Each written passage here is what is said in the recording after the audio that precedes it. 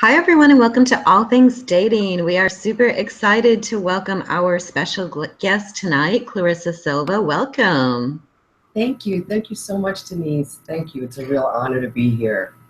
Oh, I'm just so glad you decided to join us. And then, of course, my typical co-host, Jeremiah Brewer, is out sick tonight. So hopefully he's feeling a little bit better, and we wish you well, Jeremiah. But we've got Jessica Fast from Fast Pass to Love, who's kind of filling in for Jeremiah tonight. Welcome, Jessica.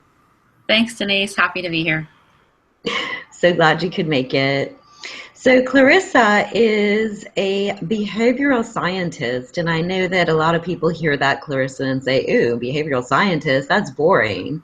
But then when they hear the name of your blog, you're just a dumbass.com, I'm sure you get a lot of eyebrows that rise, and it's the tongue-in-cheek blog, as we call it. Tell us a little bit about that. Sure. So it's designed to be a very edgy, tongue-in-cheek, direct, like New Yorker written blog. And it's really based on all of the research that I've done and in practice over the last 17 years. So what I do for the blog is I provide cognitive behavioral techniques, but I re-engineer it so it's fun. You walk away with solutions right away, and you can incorporate it into your everyday dating challenges and relationship challenges. That is so cool. And you guys have got to check out Clarissa's blog. She's got some really interesting topics, and I wish we could just like pick your brain on each topic, but I know we only have a little bit of time tonight, so let's jump right in.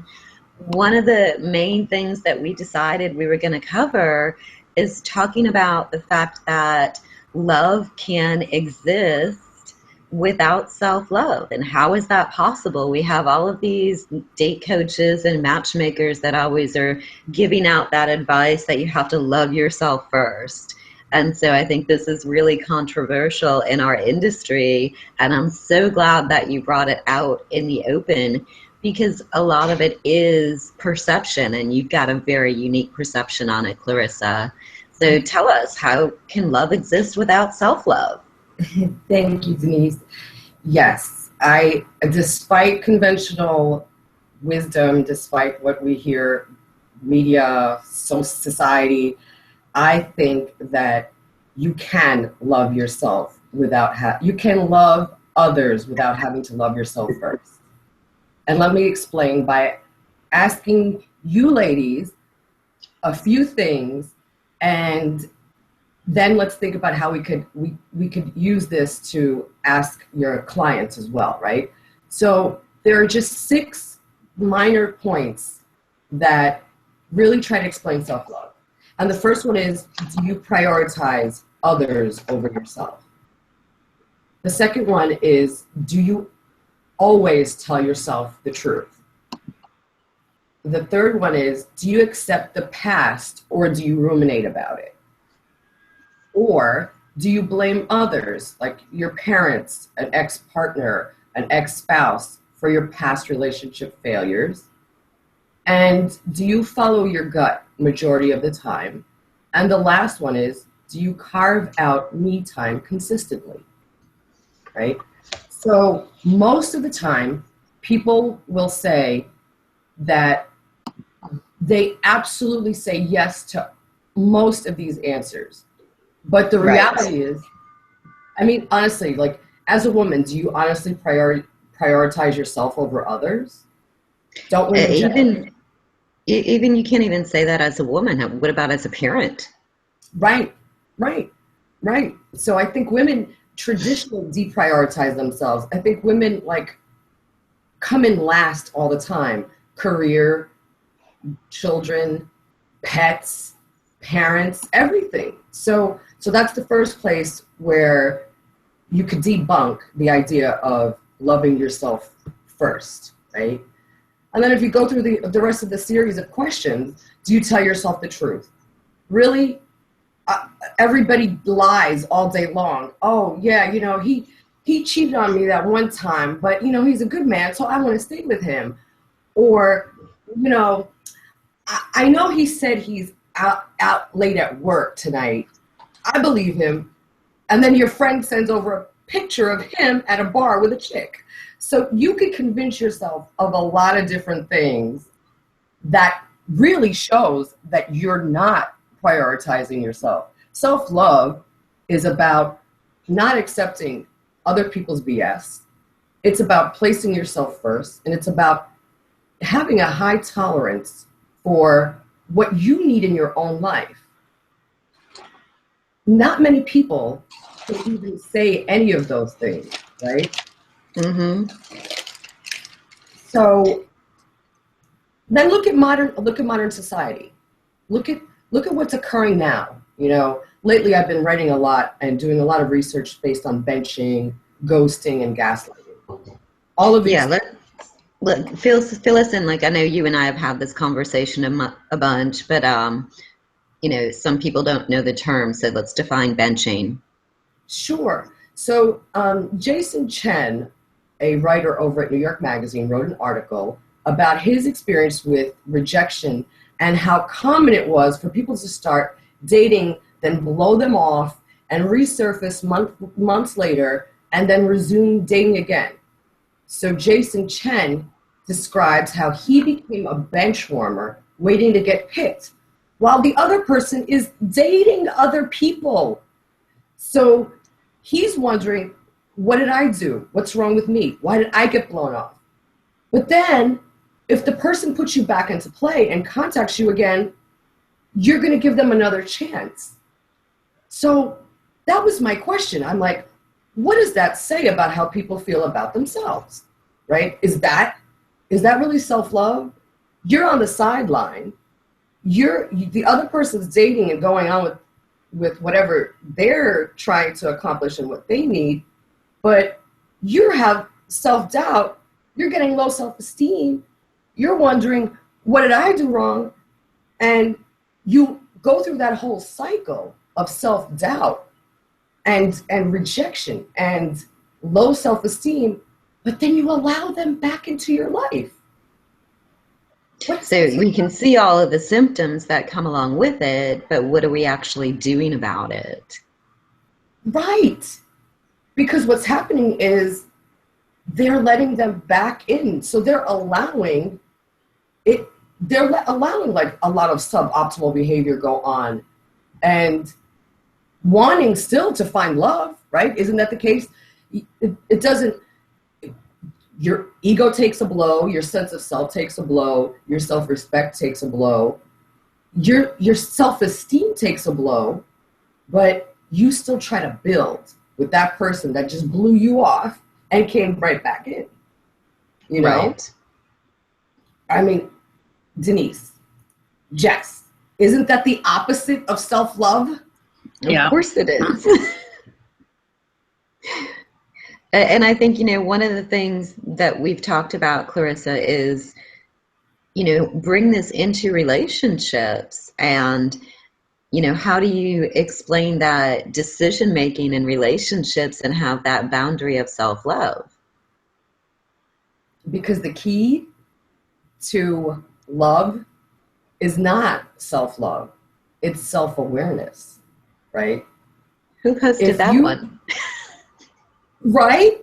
Like, so if you have an understanding of what you will tolerate and what you won't tolerate, then someone else's BS has no factor into what you're going to try to go out and accomplish for yourself. If the end goal is, I want to find a person that is going to be a companion, a life partner, there's no need to be with somebody that is absent at times and put you back into play, right? And if you're more self-aware, you understand what levels you'll tolerate and what levels you won't tolerate, right? I mean, and it's all part of the decision-making process. Oh, absolutely. Absolutely. Because when you're self-aware, you're going to go back and ask yourself the same 6 questions. And the answers will be completely different when you place yourself as the center in the context of that relationship. So when you ask yourself, oh, this person blew me off, I wonder what I did wrong. And then you ask them the first question, right? Okay, so do I prioritize myself over others? No. In that scenario, you just prioritize the guy that deprioritized you, right? Mm-hmm. So if you have a higher sense of self-awareness, the 6 key questions are answered for you, right? Because you tell yourself the truth. You sit there and say, what did I do wrong? All I did was go on a couple of dates. We went out for a couple of months. I didn't do anything wrong. Okay, so the person just blew me off out of nowhere. They just ghosted. They just benched. They just, whatever new trends will occur, had nothing to do with you. It had to do with the other person, right? So the easiest, quick, and dirty questions you can always ask are those 6, and apply those same questions to self-awareness. And I'm going to post those in the comments, Clarissa, for those of the people who are going to be watching the replay. I want to go ahead and make sure. So I'm going to copy and paste when we're done and put those in comments. Okay. I appreciate it. Yes. And then before we keep going and get any further, I do know that we've got some people watching us on YouTube, and we do have comments shut off on YouTube. But if you would like to join us in either comments or jump in on the video, go to Miss Matchmaker Live, and you can click on the front, right on the front page is a button to join us live. And feel free to jump in with, adding to the conversation, like I said, in either video or comments. Please do. Just wanted to throw that one out there. But back at you, Clarissa. It's funny because we had this actually started, I remember the conversation started on Facebook when you were doing a lot of your research on the self-awareness versus self-love. And that was actually one of my key comments was, is it self-awareness? And you talked about the toilet seat example. Do you want to bring that conversation into play? Sure. I mean, I know it's designed to be a minor issue example, right? So on my blog, I wrote up an article on this very topic about benching, right? So some women have issues with men keeping up the toilet seat. And some men don't have consideration for putting down the toilet seat. But in everyday normal interaction, while those 2 things don't really mean anything in the larger scheme of the relationship, that inconsideration to the woman gets blown out of proportion. It becomes, you don't really love me, you would consider me, you would value what I do in this house, you would be like thinking about what I need before I even think of it. Where the man is just like, okay, it was just a toilet seat, right? It's just a toilet seat. Right.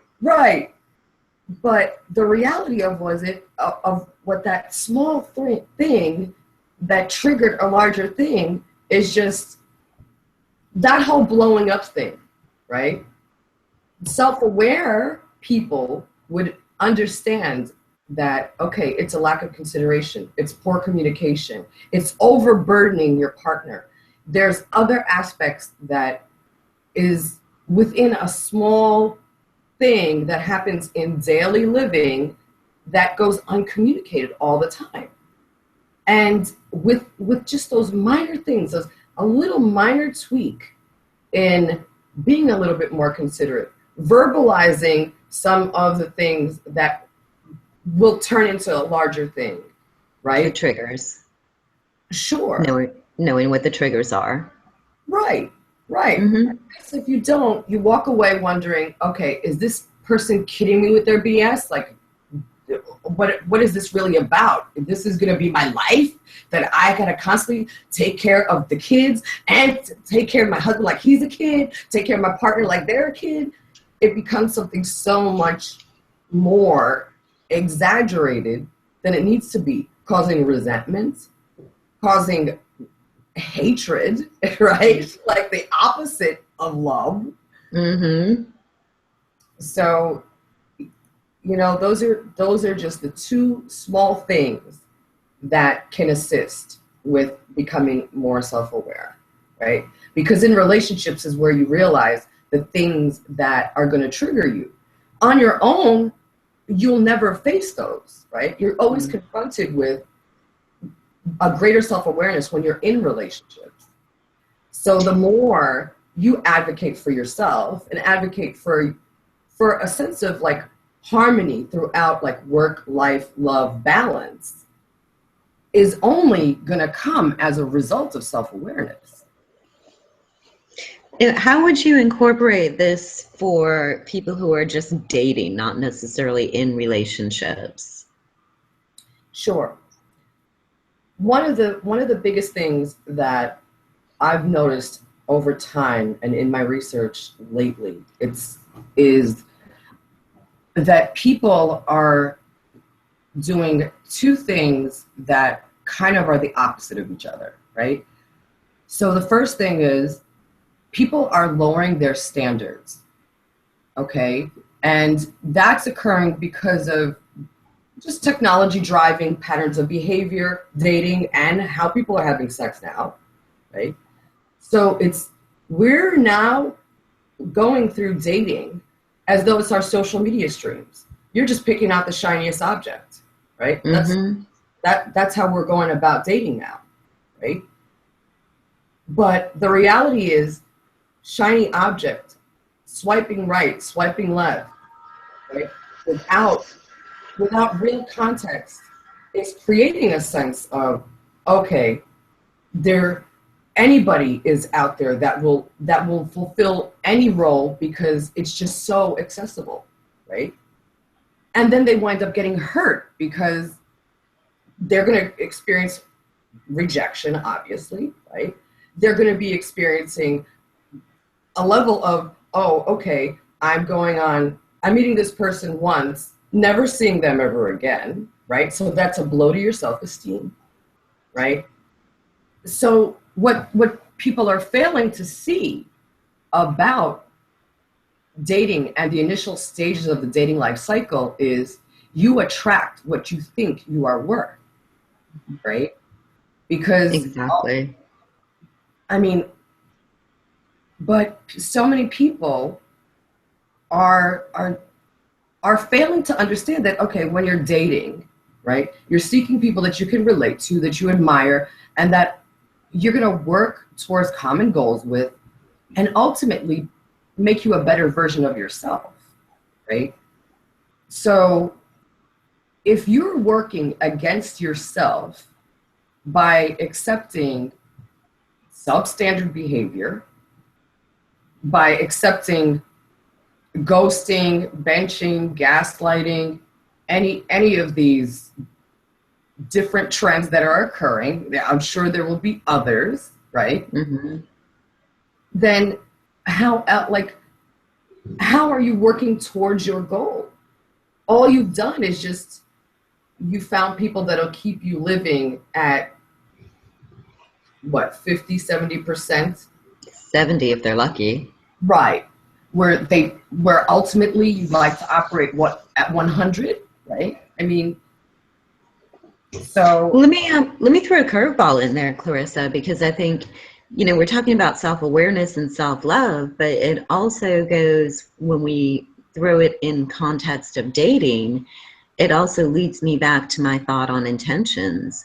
And you've heard me speak about intentions before. yeah. And so by defining those intentions ahead of time, before you put yourself in these situations, you can probably avoid, 60, 70, 80% of them. Oh, absolutely. I agree with you completely. But, the underguiding principle for intention is cognition. Yes. They have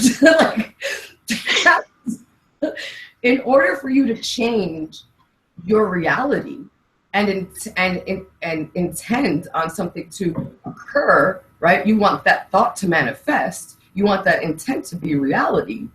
You still have to have a level of self-awareness.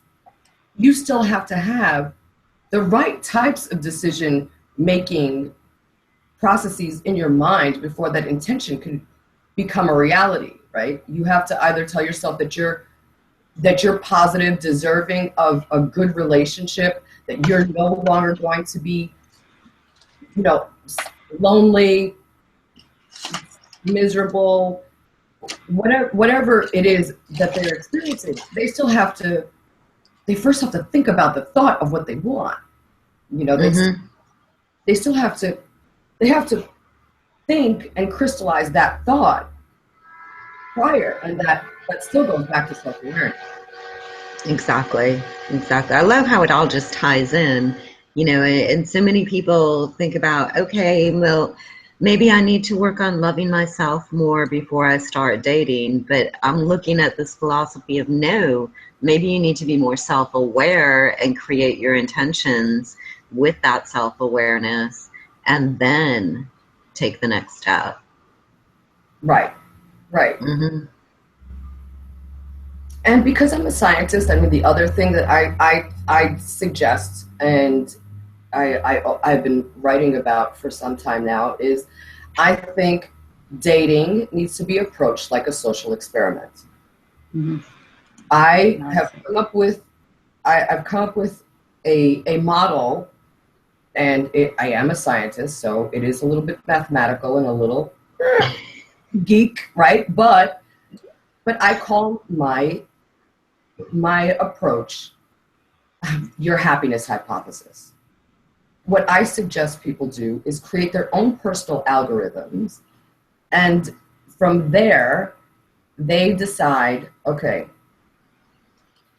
dating is a lot like data collection, right? Every date you go on, you're collecting data on what kind of combinations of qualities and characteristics better complement you, right? So if you approach dating in the way that I'm suggesting to test out what I call the happiness hypothesis, if you apply it as though it's an equation, right? Just like the dating sites, they're running algorithms. And what you do is you include create two separate lines on a page, right? And the first part is include elements that you absolutely require.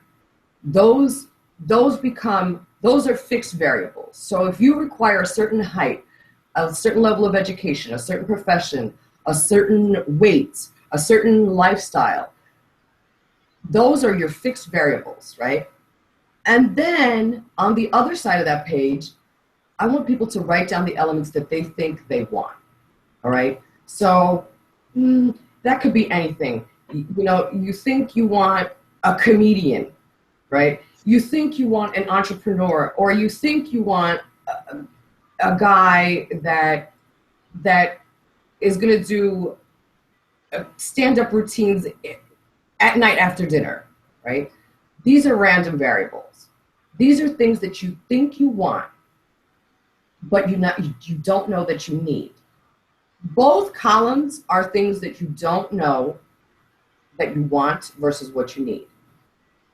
So once that exercise is done, I want people to go back into their list, and I want them just to focus on characteristics, qualities, and life desires. Okay? Each date you go on, you measure them against those two columns, and then you highlight what are the characteristics, qualities, and life desires that I need to keep me happy over time. Because that's the one thing, well, there's a few things that scientists are not able to do. We're not able to create a formula of love. We could measure certain things about love, but we can't create a formula. It is very, very complex. The second thing is that in reality, what we think and what we want, that fluctuates over time. What you Exactly. 20s, different than 30s, different than 40s, different than 50s, different than 60s, different than 70s. Those things will always change over time. So that's why I tell people to measure characteristics, qualities, and life desires against each of those categories, because those are the things that may not change dramatically over decades. Yeah, my happiness hypothesis. I love it. And I think, too, one of the things that as a matchmaker, we typically talk about when you're looking or just trying to determine what it is that you're looking for, make sure it balances with what you have to offer. And I think that, you know, this goes almost hand in hand with your happiness hypothesis because it keeps them realistic. Yeah, absolutely. Absolutely. Because there's going to be, there'll be unbalanced, right? Emotion, unbalanced love, unbalanced everything. If there's not some kind of synergy between the two things. Mm-hmm. Unrealistic approaches are fine for hookups, right? Mm-hmm. But for long term, it's a totally different story. Right. Long term, you have to really measure like a lot of key compatibility areas and your life desires over time. Because nobody holds a crystal ball. You don't know what you're going to want in your 40s. You don't know what you want in your 30s. You don't know what you want in your 50s. Mm-hmm. You know, you could build, and that even with any amount of intention, you know, it's still we don't hold a crystal ball. We can't predict over time what our life is going to yield, right? And what comes of it and what you're going to need out of that partner at that moment, you know? Well, and I think this is the perfect lead into the talk about self-esteem, you know, which is one of the points that we said we were going to talk about, which is what are we seeing when you look at that couple and say, oh my goodness, how did he end up with her? Or how did she end up with him? Well, let's talk about that self-esteem factor now. Right.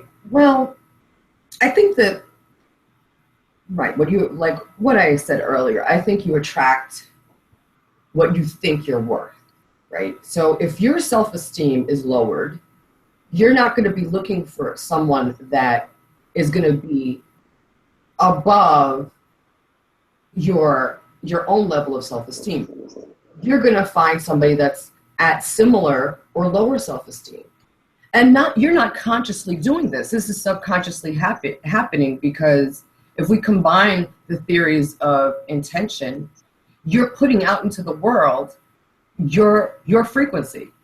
And if your frequency is, oh, I'm not going to go to that person would never look at me. I'm going to swipe left. I'm not even going to email that guy back because he won't look at me. I'm sure he wants X, Y, Z, right? All of those things that you can back yourself out of a relationship for. No. So what's going to happen? It's you're going to go and pick what is comfortable to you, what's not challenging to you. You're going to pick somebody that's going to appreciate you, and you have that common bond of, okay, we both have low self-esteem issues, right? We both have similar things that we don't want to challenge, right? So that's the area of where everything begins to just crash down, right? Because if you're in a relationship with someone that doesn't challenge some of your insecurities and doesn't make you a better version of yourself, then what do you do? You know? Well, you know, in that list, you know, you talk about the wants versus the needs. And as a matchmaker, one of the things I say is don't come to me with a list. I want to help you create that. I want to make this a little bit easier. And Jess, you can back me up on this because Jess has worked with me before and understands that process. You know, I'm always more concerned with what do they bring to the table. And by forcing people to look at it from that perspective, it kind of changes things around. Oh, yeah. Oh, and when I'm not advocating lists or, you know, someone bringing you a list of what they want. These are personal exercises that people can do. Kind of like their homework, so to speak. Right. Nothing that they have to share with anybody, because ultimately what I'm trying to help people do is raise their level of consciousness, make them more self-aware. If they share it with their matchmaker, if they share it with their friend to help them complete their online dating profile, if they use it in their online dating profile, I've seen that. That's great. Right? I love it. It's still, you know, it's useful to have an understanding of maybe the things you wouldn't want. It's good to know the things that you think you want, right? But ultimately, at the end of the day, I hate to say this, but life doesn't always yield you what you want. Life yields you what you need. And that Rolling Stones. Right.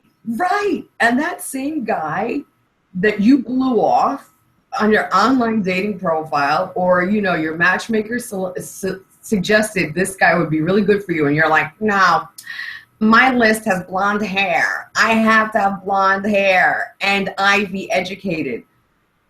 You might have just dismissed the person that was going to give you happiness, right? So yeah. And to me, it's also part of having too many options. I think that people are under the impression that they have too many options nowadays. Oh, yeah. And, you know, FOMO and the bigger, better deal, and, you know, all of these things come into play with daters. And I think that's where I love your happiness hypothesis. It kind of really directs them to what's important. Yeah, that's funny. I'm working on some research now on that very topic. It's called the paradox effect, and I'm applying it to love.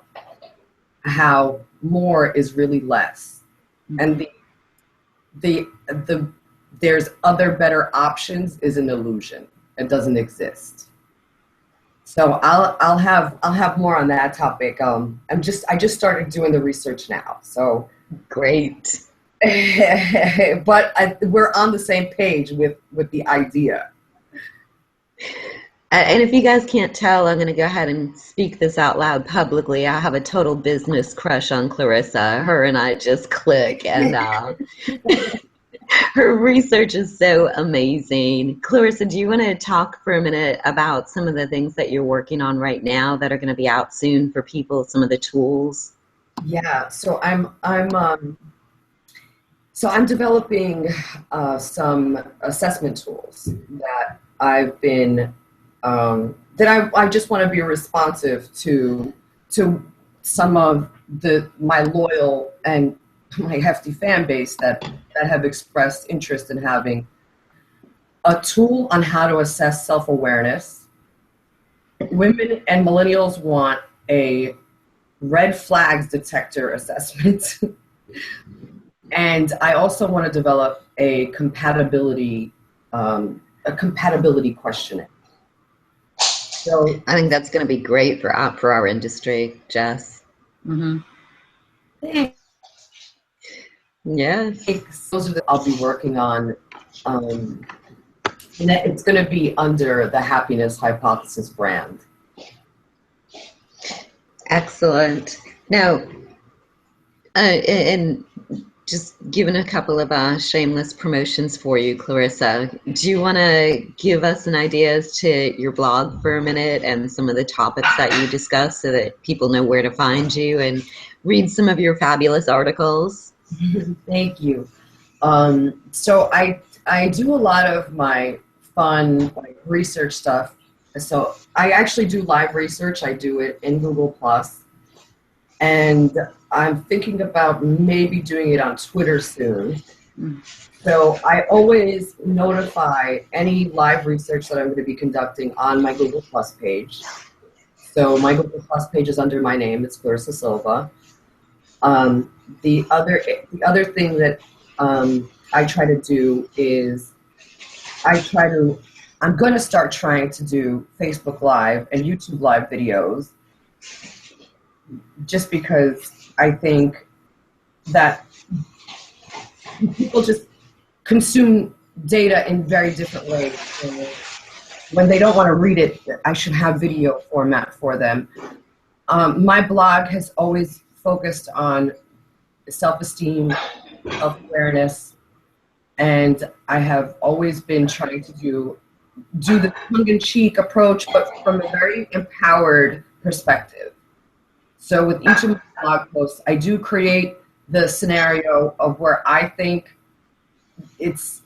there's problem areas, and then I provide solutions. So I cover just about any topic. I cover from divorcee to single mom to millennials.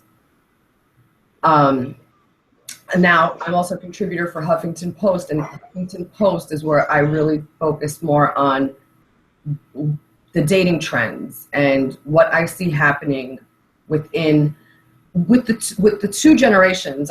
I'm loving looking at millennials and Gen X, what the similarities are with our dating experiences and our relationship issues. So I'm trying to bridge some of the gap between what we constantly say about millennials and how Gen Xers are also experiencing the same thing, but we don't really have a strong voice on the Gen Xer side. So I've been trying to really just start a whole series where we really just focus on that for Huffington Post.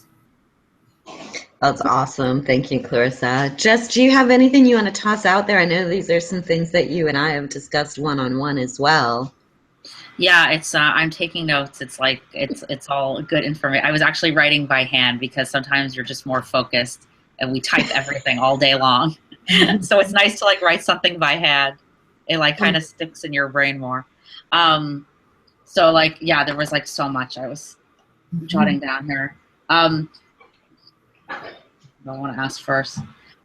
Clarissa, the dating sort of, how did you call it? Like in your zone, like in your scale, or what did you call it? Was there a term you called it?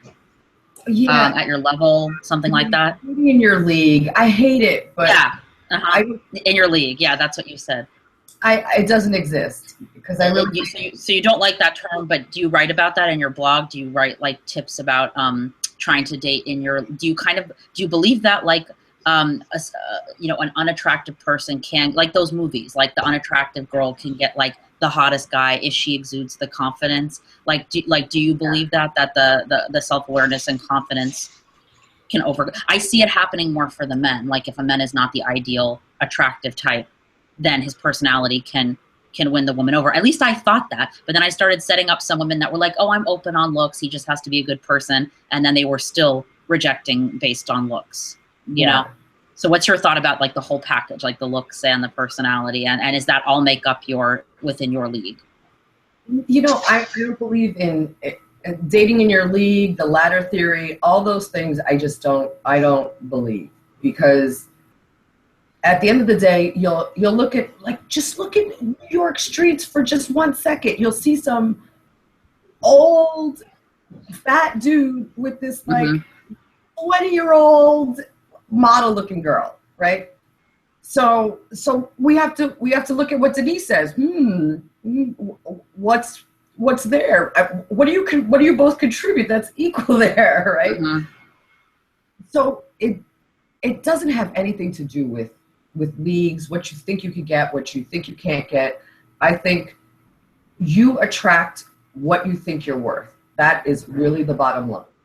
I think if you know what your life desires are, and you think that person can help you attain them and work with you to establish them, and you both are working towards joint goals, who cares if he's 70, she's 20, she's 80 and he's 30? And who are we to look at them and say, oh, that's a sugar daddy, that's a sugar mama, oh, that's about sex, oh, that's just about, oh, he must have a big penis. Like none of those things. Like in reality, it's all about lifestyle goals. It's all about joint happiness. It's all about like who you're gonna find to help you design your happiness.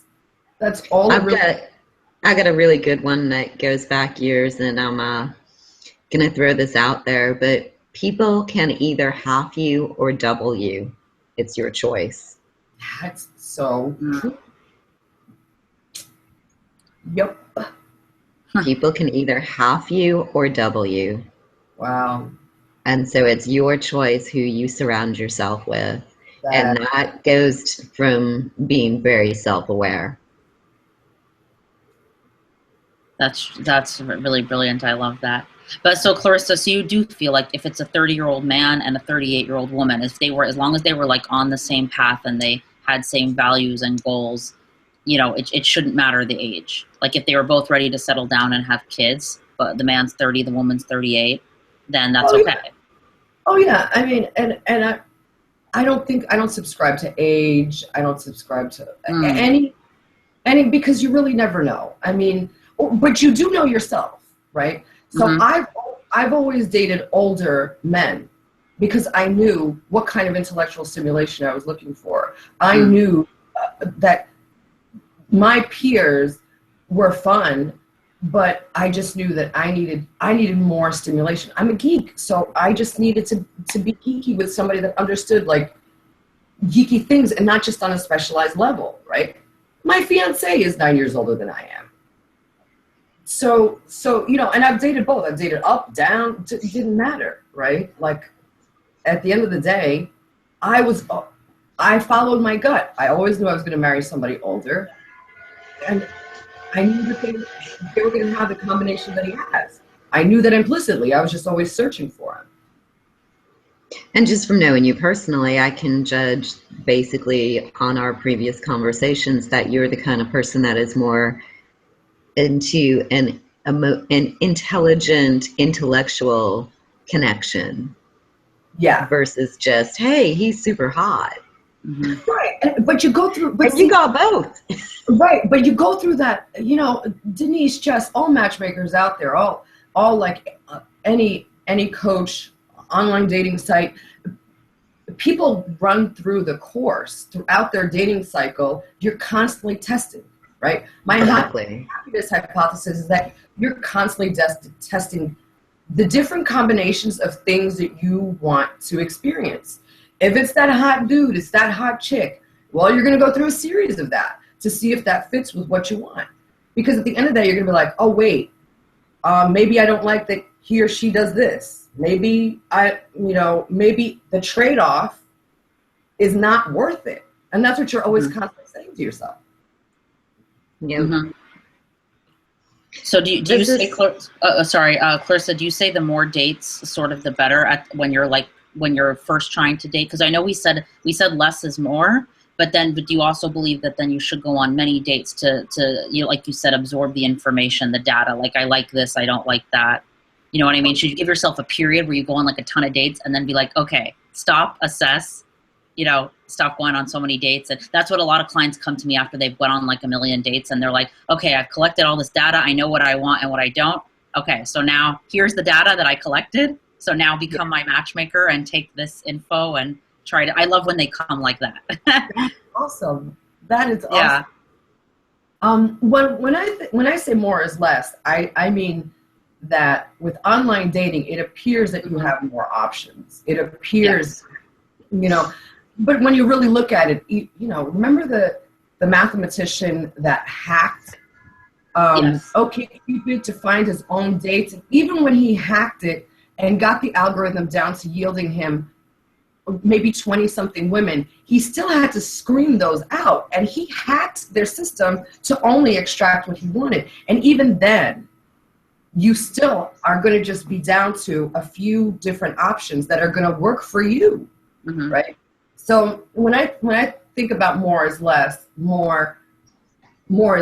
it really is about not the dating. I think you should collect as much data as you can about what it is that you like. And if you want to use your matchmaker after every date, that might even be more ideal, right?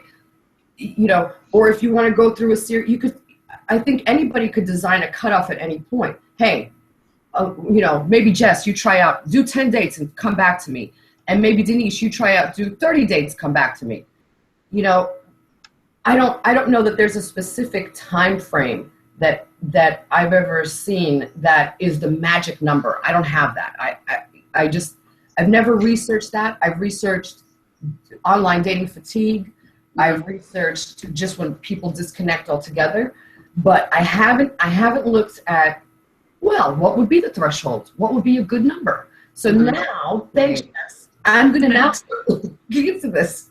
Very Well, good. I think too, one of the things that Jess and I see as matchmakers is that not so much to that extreme, 10, 20, 30 dates or whatever, but we see people that only want to go out on one date, and then it's like, no, you haven't gotten to know that person. One date is not enough. I know. But you gotta love that, because human beings just want to find happiness, even if it's momentary. Because it always is momentary. I mean, you're just trying to find somebody that will have moments throughout your lifespan of happiness. So I love when people are like, okay, that's it, I'm done. One, this is him, this is it, this is her, this is it. And I strongly believe, listen, it's a 50-50 chance. Sometimes men really do know that first time that they meet their woman. And I'll tell you why. Because men have been doing it better than we have all this time. You know why? Because men have been collecting data since they were flirting with people. The women that rejected them, they were taking note. They were like, oh, I'm not going to try that, because I know that yielded me 0 results. It got me rejected. So I'm not going to try to approach the same type again. Men are better at knowing that. So I think when they find a woman that they're like, oh, this is what I've been looking for. When I was 15 to now, this is it right here. This is her.